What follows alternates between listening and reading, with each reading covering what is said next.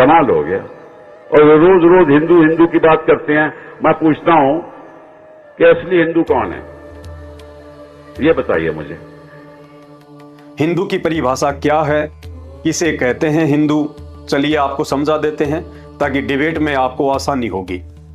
पहली पहचान, हिंदुस्तान में निवास करने वाले जिस स्त्री पुरुष का कोई गुरु नहीं है, गुरु भी तत्वदर्शी हो, जिसे मात्र वेद गीता और पुराणों का ही नहीं बल्कि पूरे विश्व के सभी धर्म ग्रंथों का पूर्ण ज्ञान हो, जिसे विश्व की लगभग 2700 से ऊपर भाषाओं का पूर्ण ज्ञान हो।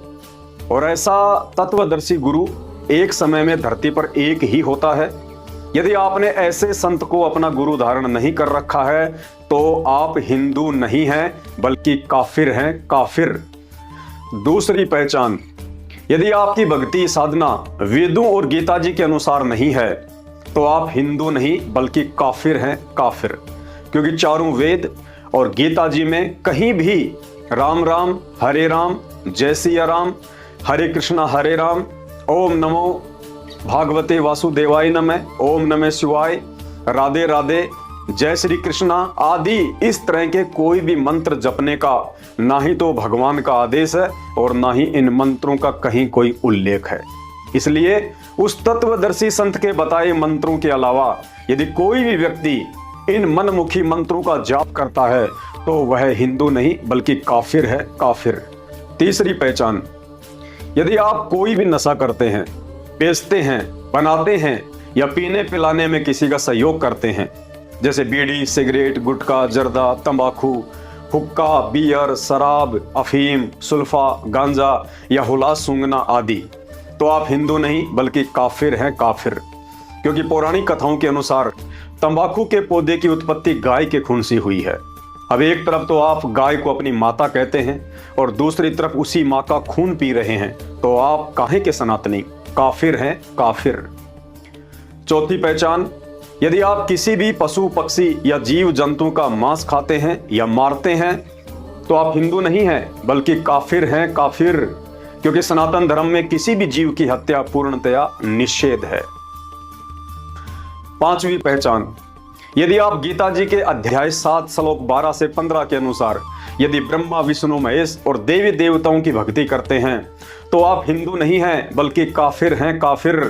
सोचिए, पवित्र गीता जी जिन तीनों गुण रूपी ब्रह्मा, विष्णु, महेश की भक्ति के लिए मना कर रही है और आप उन्हें पूज रहे हैं, तो शास्त्र विरुद्ध साधना करके आप कैसे हिंदू कहला सकते हैं। इस विषय पर विस्तृत जानकारी के लिए YouTube पर परम पूज्य सतगुरु रामपाल जी के सत्संग सुनिए। छठवीं पहचान, यदि आप पूजा करते हैं, श्राद्ध निकालते हैं, मंदिर में मूर्ति पूजा करते हैं, शिवलिंग पर जल या दूध चढ़ाते हैं, कावड़ लाते हैं, पद यात्रा करते हैं, तो भी आप हिंदू नहीं बल्कि काफिर हैं, काफिर। क्योंकि गीता जी अध्याय 9 श्लोक 25 इस पाखंड पूजा के लिए मना करता है और गीता जी के विरुद्ध भक्ति करने वाला हिंदू कैसे हो सकता है, वह तो काफिर हो सकता है, काफिर। सातवीं पहचान, चोरी, जारी, ठगी, मिलावट, रिश्वतखोरी, कालाबाजारी, गाली गलौच, मारपीट, व्यभिचार और भ्रष्टाचार जैसे कुकर्मों में लिप्त व्यक्ति हिंदू नहीं बल्कि काफिर है, काफिर। आठवीं पहचान, पर स्त्री को बहन बेटी के बजाय गंदी नजरों से देखने वाला या व्यभिचार करने वाला हिंदू नहीं बल्कि काफिर है, काफिर। शास्त्र कहते हैं, पर नारी को देखिए बहन बेटी के भाव, कहे कबीर काम नाश का यही सहज उपाय। नौवीं पहचान, जो व्यक्ति ब्याज पर पैसा उधार देता है वो हिंदू नहीं बल्कि काफिर है, काफिर। क्योंकि ब्याज पर पैसा देने का मतलब है जख्मी जानवर की पीठ पर बैठकर कौवे की तरह चोंच से उसके दर्द की परवाह किए बिना उसका मांस खाना। क्योंकि ब्याज पर पैसा वही इंसान लेता है जो असहाय, दुखी या कर्जवान होता है, और ऐसे महादुखी व्यक्ति की मात्र उधार मदद करने के बजाय उससे ब्याज वसूल करना उससे और अधिक घाव देने के समान है और आप परमात्मा के दोषी बनते हैं। तो ऐसा व्यक्ति भी हिंदू नहीं हो सकता, वो भी काफिर है, काफिर।